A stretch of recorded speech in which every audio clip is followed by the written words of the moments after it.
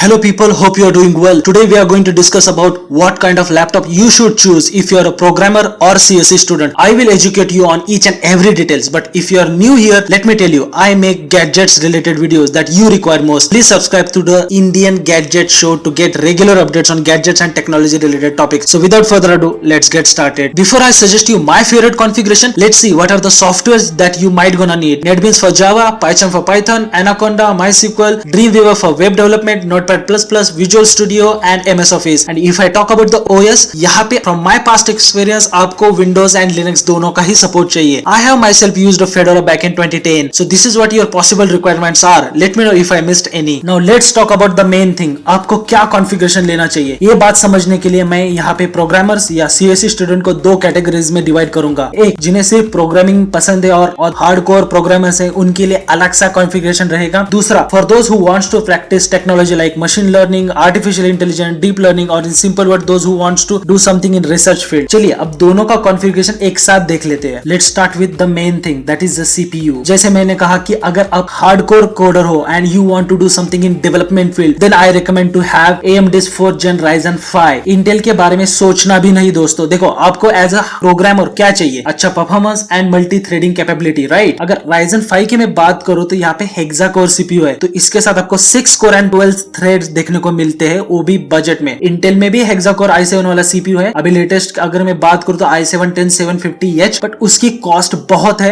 As compare to AMD's Ryzen 5. तो हमें price to performance matter करता है दोस्तों. That's why I suggested Ryzen 5 here. अगर आप रिसर्च ओरिएंटेड हो, मशीन लर्निंग, डीप लर्निंग और आर्टिफिशियल इंटेलिजेंस में इंटरेस्टेड हो, तो आपको Ryzen 5 का बड़ा भाई जो Ryzen 7 की तरफ देखना चाहिए. ये ऑक्टा कोर CPU है गाइस. यहाँ पे आपको 8 कोर्स एंड 16 थ्रेड्स देखने को मिलते हैं. This is the reason that I recommended Ryzen 7 for the research people is due to the extra cores and threading capability जो आपको ML and DL algorithm parallelize करने में मदद मिलेगी. तो प्रोसेसर के बारे में आई गेस अभी कोई डाउट नहीं रहेगा. जस्ट इंटेल मत खरीदना. अगर ग्राफिक्स कार्ड की मैं बात करूं तो डेवलपर्स और प्रोग्रामर्स के लिए I won't recommend higher level GPU from the NVIDIA. आपके लिए तो नॉर्मल सा MX सीरीज वाला ग्राफिक्स कार्ड भी सुटेबल रहेगा. But I do recommend the NVIDIA GTX 1650 at least for those who want to go into the ML, DL and research field. Entry level के लिए काफी अच्छा ग्राफिक्स कार्ड है. अभी आपको RTX जैसे हाई फाई सीरीज लेने की जरूरत नहीं है, क्योंकि आप हाई एंड मॉडल्स तो रन नहीं करने वाले. तो GTX 1650 ठीक ठाक GPU है, आप वो ले सकते हो. बहुत लोगों का एक क्वेश्चन रहता है कि यार डिस्प्ले साइज में कौन सा सिलेक्ट करो, क्योंकि लैपटॉप में बहुत सारे ऑप्शन आते हैं like 13 inch, 14 inch, 15.6 inch, 17.3 inch, 18 inch. तो इनमें से कौन सा सिलेक्ट करना है? देखो guys, since the portability is important factor for you, then don't go beyond 15.6 inch. IPS full HD तो आपको आजकल सभी लैपटॉप में देखने को मिलेगा. Don't look for the colour gamuts and all, because those are only matters to for the content creator. आप तो कंटेंट क्रिएटर हो ही नहीं, आप तो प्रोग्रामर्स हो. आपके लिए सिर्फ एजुकेशन रिलेटेड चीजें ही मैटर करती है. तो यही कॉन्फ़िगरेशन का आप डिस्प्ले चूज करना. अगर रैम एंड स्टोरेज की मैं बात करूं तो developer please tick 8 gigs of RAM. उसके नीचे आई वोंट रिकमेंड इट, बट ये देख लेना कि आप एक्सपांड कितना कर पा रहे हो. इफ इट इज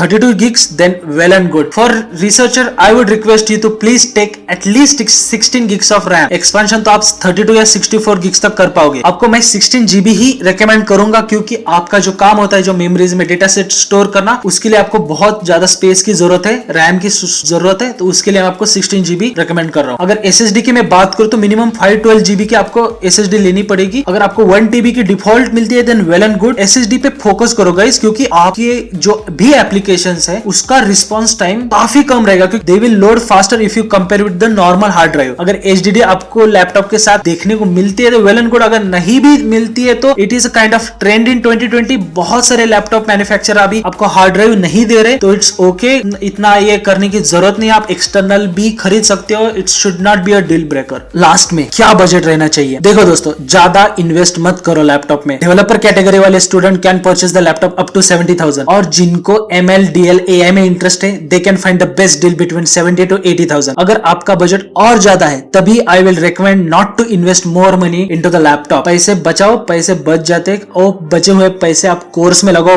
बहुत सारे ऑनलाइन कोर्स आपको आजकल मिलते हैं like the great learning and what not. Invest in that. Knowledge बढ़ाओ, ये इंपॉर्टेंट फैक्टर है. इस वीडियो में आपको कोई लैपटॉप रेकमेंड नहीं कर रहा हूं, क्योंकि आज आपको थोड़ा बेसिक चीजों पे गाइड करना चाहता था. मेरे चैनल पे प्लेलिस्ट है, पहले से मैंने बहुत सारी वीडियो बनाई है लैपटॉप के ऊपर, आप जाके चेक कर सकते हो. और कोई डाउट है आपके मन में तो फटाफट कमेंट करो. आपको तो पता हर एक कमेंट का मैं वहां पे आंसर देता हूँ। मिलते हैं अगले वीडियो में, तब तक के लिए जय हिंद।